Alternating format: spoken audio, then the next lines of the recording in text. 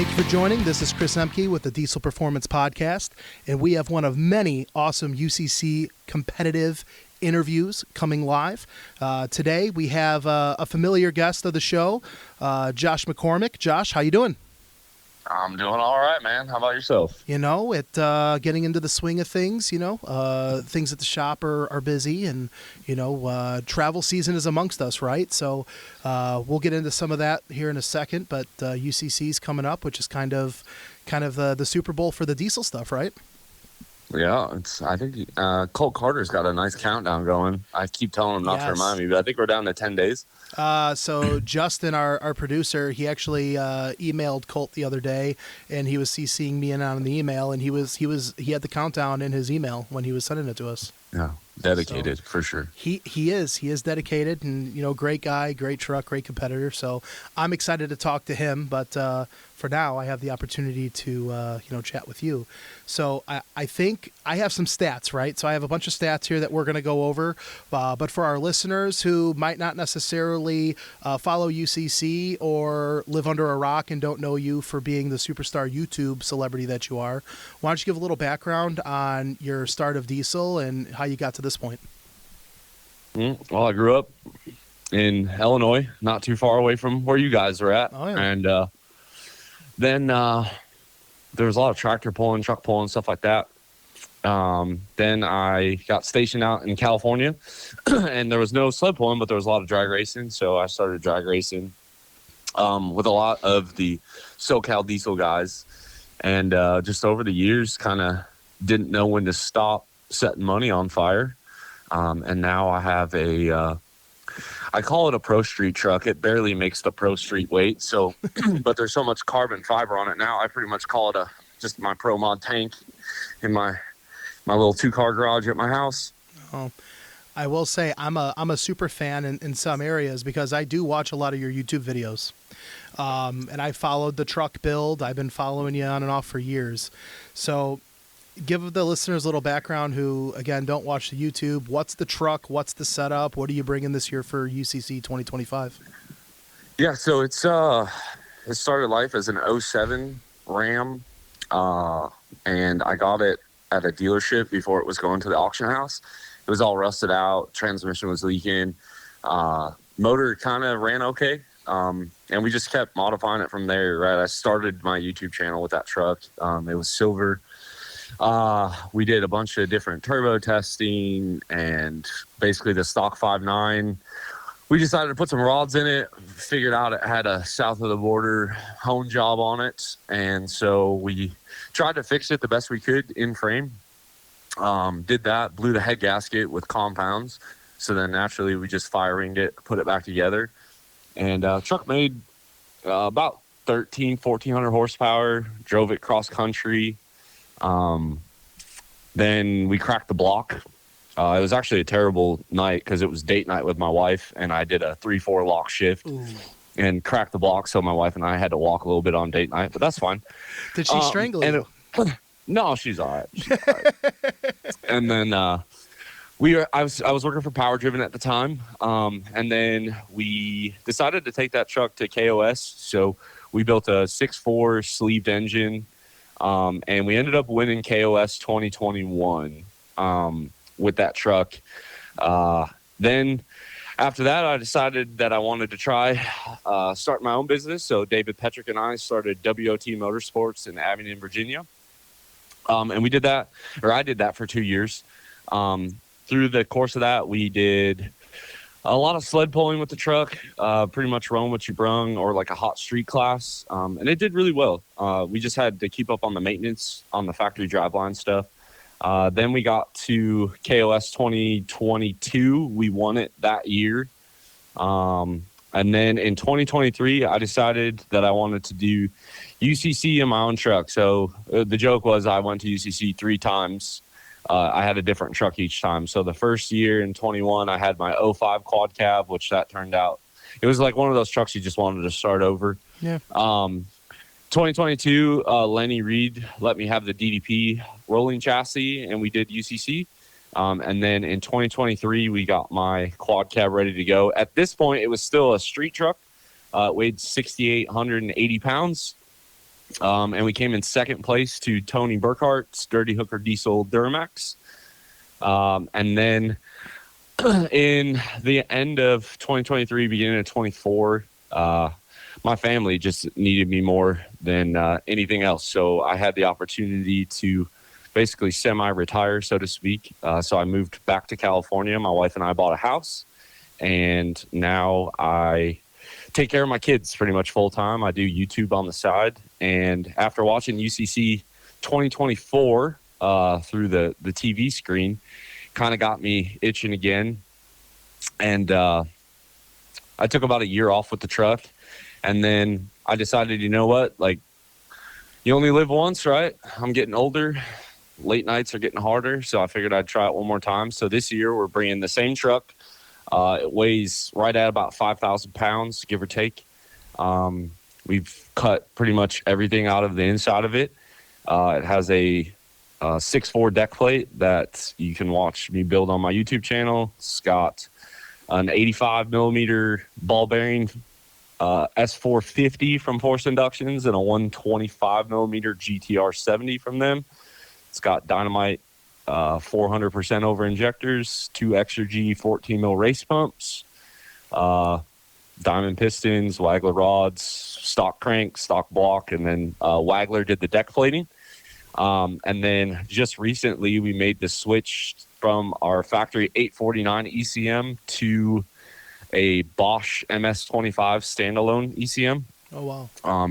Yeah, Jeff Hale over at Extra G has been phenomenal. Levon also kind of been answering questions as I go along. And I'm kind of interested to see. We got a ton of nitrous on the truck. It's lighter than it's ever been. We got fresh drag slicks, so hopefully I can go down the track. And the sled pull setup, we just basically had to kind of change a couple things because now that the truck's so light, we'll be able to move weight around. And hopefully, you know, I'd like to go anything, you know, I told my pit crew guys, I said anything faster than probably like a 540, we'll park it for the day. And, right. You know, David Petrick's bringing a spare deck plate. So I'm pretty much dead set on if it doesn't make 3,000 horsepower on the dyno, we'll keep trying until it does, or it doesn't have rods in it. And the sled pull, if we need to, we'll swap that spare deck plate in and give it all she has. Think of your friend circle that you have friends with spare deck plate motors just lying around. Yeah, it's a different tax bracket for sure. I saw David on Saturday at the Thoroughbred event, and every time I see him, I just say he's too big money and I can't afford to be around him. So that's yeah. Yeah, no, it's David's got a pretty cool pro mod, or I don't know what they're gonna call it, getting built to at Fire Punk. That's gonna be pretty sweet. He said I can fly out and drive it, so I might actually take him up on that opportunity. I think you're gonna have to, especially if you're using his motor, you break it in for him, he puts that in the truck. It's just a win-win, right? It just works out. Oh yeah. Yeah. No, it's definitely like, I mean, UCC, you know, I see it on both sides. You know, there's a lot of argument. I've seen it where guys say the event hasn't progressed, it's regressed. And I think a lot of that was the 2-truck rule that happened in 22. I would say that was a pivotal time in UCC, to say the least. Yeah, because you had all these guys go crazy fast on the drag strip, right? And then you could just have another truck tag in for you, sled pulling. And I won't lie, I took full advantage of that. Well, that was the rules. Why wouldn't you? Yeah. You could still judge it, but the rules are the rules. You know? Yeah. So, I mean, I tip my hat to the guys that did it with one truck for sure, but, like, that's way too much work. Yeah. When you didn't have to. So, you know, and now I look at the UCC competitors, like a lot of the original guys, they can't come back because they modified their trucks for the 2022 rules, and no one wants to put stuff back. You know what I mean? Like, so I think it regressed, but there's like a new generation of competitors, which is really cool. I think 23 was kind of interesting because there were so many street trucks, and I say that loosely. Like, you had myself, you had Daniel Hargrove. Well, he's coming back again this year. Yeah, there was a few of us guys that had like 6,500 pound tanks that were just ready to just not care about anything and go do it. And you know, and I think the other thing too is a lot of the bigger shops, the they got their names out there and the return on investment isn't needed anymore, you know? So you're getting a lot more of the enthusiasts. So I look at it through two lenses. You know, I went to the first UCC as a spectator, and then I helped pit crew UCC competitors. And then I've been a competitor. Like, I've had the opportunity to compete against like Derek Rose, Justin Ziegler, all those guys. And then 23, I kind of got to see it really change. You know, hardcore, there's a lot of new people. And I think, you know, at the end of the day, like, it's a really cool event. And I might not always compete, but I always like to watch it. And, you know, it's cool. UCC's keeps adding stuff. You know, you got the 72 fast, you got the, what is it, the poor diesel challenge or whatever. Right. So there's a lot more stuff there. And, you know, again, it's hard for me too, you know, because it's like, man, like, it's hard to get everything in, you know, and like sometimes you don't always feel like the UCC competitors get the top of the line privilege at UCC. So it's definitely a tightrope, but I mean, Levon and James Brendel and Chris Cyril and Cody Paul, like, they always seem to get it done. So no hate there. And I'm glad to see it turn into a cool show. Blake Fitzgerald bringing the truck show scene into it, so it'll be fun. I mean, that's probably been the biggest growth of UCC is the truck show scene. Every year, you know, it seems like double digits trucks are being added into the mix, and they're needing to accommodate for it. You know, and I think to touch on, you know, kind of what you mentioned prior, I remember when UCC's first year was 2017, if I'm not mistaken, 16 or 17? 16, it was in Salt Lake. 17 was the first year they moved it to, And it was, you know, all the biggest shops, all the biggest head counts, you know, were there to compete. And, you know, I don't know how I feel about that. To say that UCC has regressed, sure, it has. It's not the big names competing, but all those big names still have their hat into the competitors' trucks in some fashion. And they're all there still supporting the event. You know, I would say now, there is new blood, right? You have a bunch of new faces, guys. When I was reading the rosters of names that we're going to have to get in contact with, it's like, okay, well, I've heard of him, I've seen him. Yes, he has a newer shop. Yes, I've seen this guy on the forum, so on and so forth. But it gives opportunity for that new wave of trucks and drivers to, you know, make a name for themselves and throw their hat in the ring. Yeah, absolutely. So it's exciting. It's exciting to see now. Being that, you know, you are very well documented. For years, we've been doing driver interviews, and for years, guys would be super secretive. Oh, I have X injector, and I can't tell you the size, and I'm running 16 injector pumps, and I'm running 2 turbochargers from Jose at Forced Inductions, but I'm not telling you the sizes. And I don't know if that's necessarily the same in today's world, as more people are, you know, a little more vocal in sharing information. But you've taken a completely different approach. You have broadcasted everything that you have done to the truck, as well as the hurdles to get to that point. Do you think that that is a disadvantage for you, or do you think that that's an advantage, that you are solely the one working on the truck and that you are kind of sharing the recipe, the horsepower recipe along the way? Man, I don't know. I've seen it both ways, and I got to kind of give credit to, like, PDD. They've always been pretty transparent on stuff. Yeah. And, you know, you have two camps, right? You have the people that are like, oh, like all I ever have is failures and this and that. And then you have the guys that are like, oh, like, he at least shows the whole picture. And, right. You know, I look at the way companies now market things, and there's a lot more companies being more transparent. You have to be. And I think it helps the enthusiast and the industry, because it's like you get guys that have a problem, and then they look around and no one else has that problem. Right. You know, and they're like, dang, like, I don't want to do this anymore. And then when you start to see the big shops and big names have problems, stuff tears up, and you're like, oh, like, I'm not the only one. You know, and I think that helps. And as far as like recipes for horsepower and stuff, like, I mean, a UCC competitor like Dan Lee, I'm sure you'll get him on the phone. Like, yep. We literally made arrangements at Power Driven, got his block honed, fixed it up. I gave him the engine specs I thought he should run based on what I've had work well for me. Like, if I'm going to beat somebody, like, I want to beat them at their best. Yeah.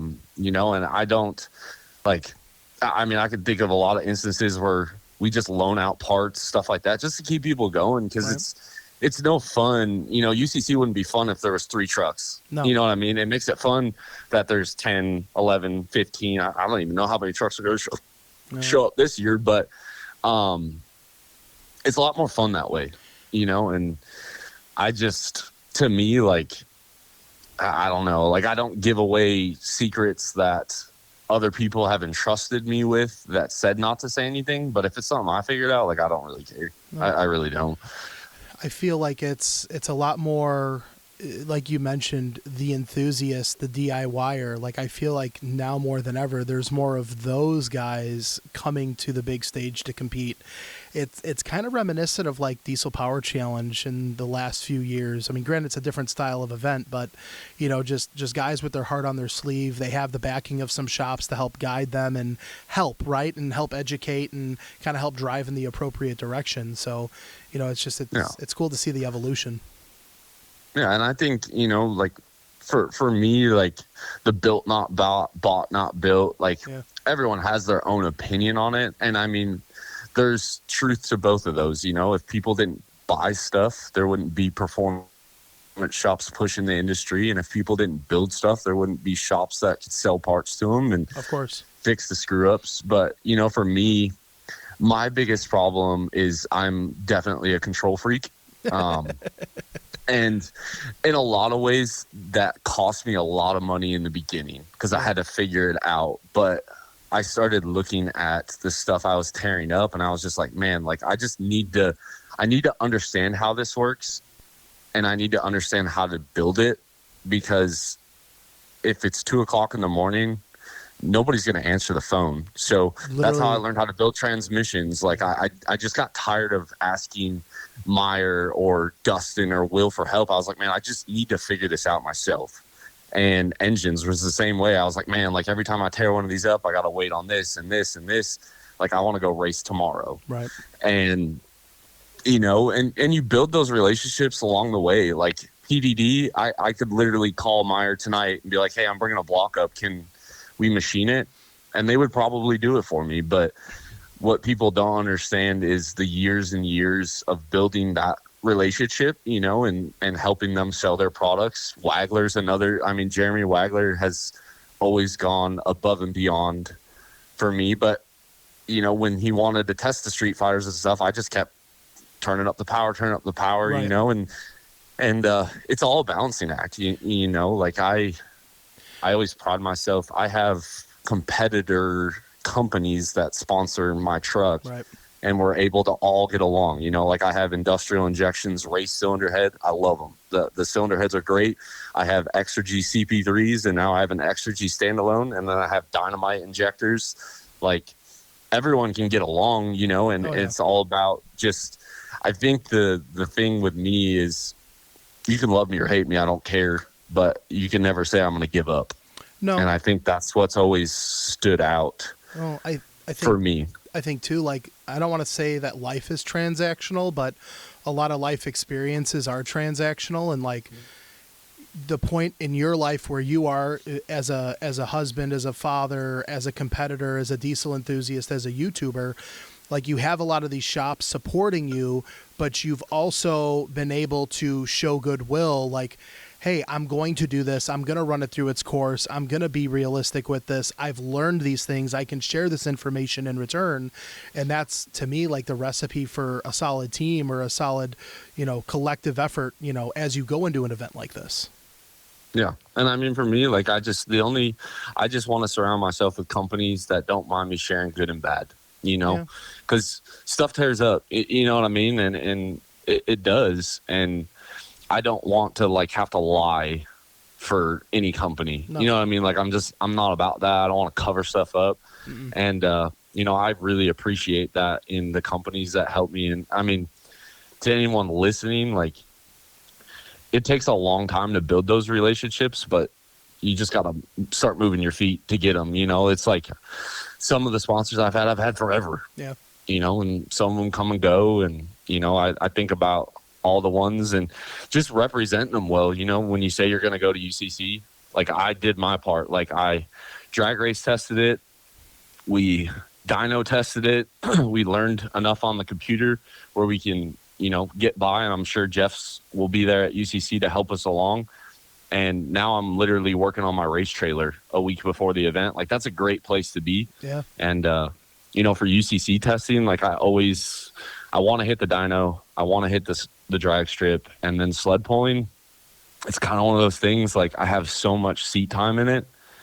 I kind of just, there's not a lot of hooks out here.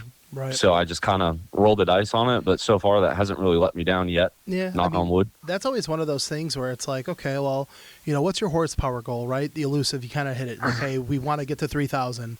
If I can run a 540, then, I'm going to park the truck.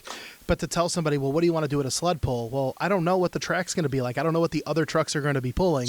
I would like the truck to be planted, and I'd like to get from A to B, right? Like, that's the goal, and not have something break. So... Oh, for sure. I mean, realistically, the goal is to take that sled 350 feet. I mean, I'd love to do it. And, last year or 2023 it was a hard one. So I'm big on team, right? I have Meyer's wife, Tessa, Gordon Lindemood's going to come out. I have David and his family coming out. And when we make all these calls, like UCC 23, it was like, do we risk it to try and win it? Do we play it safe so we at least know we're in second? Right. And, the team gets a vote. And sometimes I don't always like the team vote. That's because you're a control freak. Yeah, but we were worried about our input shaft in the sled pull in 23. So if you ever go back and watch it, all of a sudden that if you look, there's a guy, Shad, another one of my pit crew guys, standing at the mark to beat. As soon as I got past that, I gave it everything. And by then the sled was just too far down the track to really do too much. Yeah.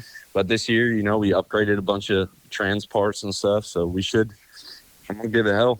All right. Now, especially if it's David's motor. I really don't care about that. You know what? Hey, I'll put a hole in the side of it. David's got it like that. He can get a replacement. Yeah. That's fine. Yeah. So the last parting question I'm going to leave you with is, who are your eyes on as competitors go? Like, who are you worried about? Are you worried about anybody? Is there anybody that, kind of perks your interest of like, hey, they're going to be a true contender?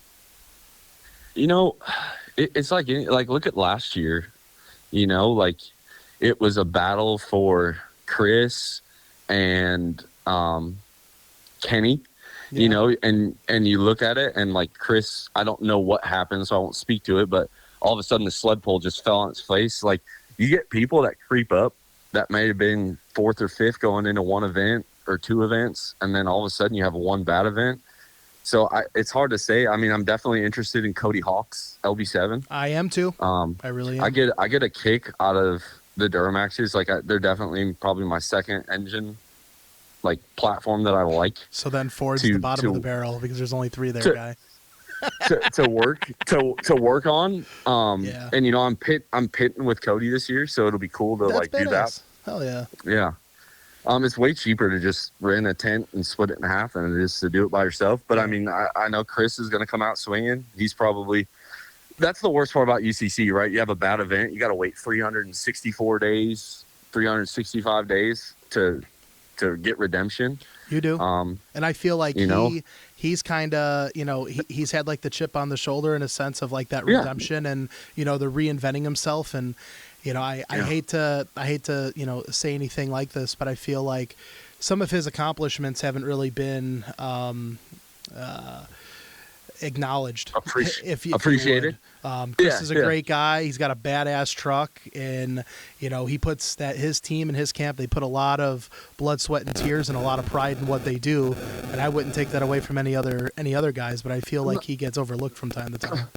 Yeah, and then you got Michael Brown bringing a whole new truck, and he was out drag race testing. You know what I mean? Like, that dude's a sweet dude too, and he's always smiling on his face, just super down to earth. It's hard to tell, and I look at some of the other guys, I guess the only thing that's interesting about this group is this is probably you talk about secretive. This is probably the most secretive group I've seen. Like, you haven't seen many posts. Like, I remember 16, 17, 18, you'd at least see dyno hits. You would see something. And so you're kind of wondering like, oh, what are they bringing? So I don't really want to count anybody out because who knows? I mean, I could have a terrible day at the drag strip and, all of a sudden I'm in last place and guys that should have lost to me statistically or whatever, get ahead of me. So it's hard. It's hard to say, No. I'm excited. I will say, as you were mentioning that, I remember Michael Brown last year posting a lot more than he is this year on Facebook about the truck. So, and I don't know. To me, like I posted that dyno hit at Power Driven, like made it clear it wasn't turned all the way up. right. But I don't. It just doesn't matter. Like anybody could post anything, and it's not going to change what I have on my truck. You know what I mean? Like that's the way I look at it, especially this close to the event. Like no one's going to redo something. You're not going to be that reactive, that short of notice. Yeah, so I just let it all hang out. I don't care. Like it doesn't matter to me just because I'm not going to change anything. We made some changes from 2023. Obviously, we took 1,600 pounds off the truck and gave it another probably 500 horsepower worth of turbo, and we'll see where we land. I'd love to, my goal is always just to have a good event, finish well, and I'd love to, go 540, 3,000 something. I don't care if it's 3,000.0, and sled pull well and end up on top 3. But it's a long weekend. No, we're looking forward to seeing you. I'm excited to see. I get to see you once a year or once every other year, so it'll be fun to see you in person and see the truck compete. Any special thanks or any shout outs you want to give going into the event? My family takes the brunt of it, but luckily now, not having a job really, my son got to be a lot more part of it. My daughter was helping me move sled pull tires this morning. My wife watches the kids, also makes all the money. Very nice of her. And I have Power Driven stepped up this year, letting me use the dyno, and then they're sending us with a bunch of trans parts as spares. I pretty much take half of their employees with me, to come do this event. Shad, Tessa, Meyer, and then obviously David and all the WOT guys are bringing a spare engine for me. We're bringing campers, trailers, make sure everyone can shower. Got Gordon coming all the way out to cook for us. You got Wagler that's just always taking care of us. Yeah. Air Dog, we still run a single Air Dog 5G. Dynamite has been with me forever. They send us up with a bunch of spare parts, got us all checked out. Extra G with the pumps, and the Bosch, which has been a game changer. Like if anyone's ever on the fence, like it doesn't even have to be a Bosch. Like the standalone ECM, like I used to be a diehard 849 guy, but man, it's crazy like what those standalones can do for you. Forced inductions with the turbos. Ethan at WP Developments, we switched over to his quad disc 35 spline torque converters. That was a big step up for us. We still have all the Yukon parts. I'm probably forgetting guys. I'm trying to look at the sticker. New Performance Auto got us set up with our dual pump cover and a bunch of other little billet parts to make life a lot easier. Fire Punk, they're literally shipping me a window right now. And without, Levon and Larson taking some time with me on the dyno, helping me figure stuff out a couple of years ago, I'd still be probably blowing stuff up regularly, and industrial with the cylinder head, and couldn't do it without Tyler. Kip always talking trash. It's always nice. And yeah, it takes a team. Fluid damper. Nick got us a tent for when we go to drag races and stuff, and anytime we need anything, they always take care of us. Manton, which luckily I haven't had to bother Trevor in years. I haven't torn up a set of his push rods since 2020. And it just takes a lot of people to make it happen. And at the end of the day, I just put out all that content. I appreciate the guys that watch it, and let them know that I don't even own a shop anymore. I did all this transformation in a 2-car garage, mostly in my driveway. You can do it. So it's not that hard. With how hectic the competition is, are you going to be filming this for a YouTube vlog or try to? Yeah, so I think I'll do it the way I always do it. We'll have all the action footage and I'll narrate it like kind of like a Walmart Morgan Freeman after the fact and post it up there in one video. It's hard. The internet service there sucks, so like trying to do a day by day is hard. So usually I film the whole event. I take all the clips from everybody, and then I sit down and I do the talking section once I get home and kind of move on from there. Very good. Well, we appreciate you taking the time. I know Justin's rooting for you. I'm rooting for you. We can't wait to see you. We wish you the best of luck. And, UCC's right around the corner. All right. I appreciate it, guys. You guys have a good one. Yeah, you too, man. Take care. And crack the block, so my wife and I had to walk a little bit on date night, but that's fine. Did she strangle you? No, she's all right. She's all right.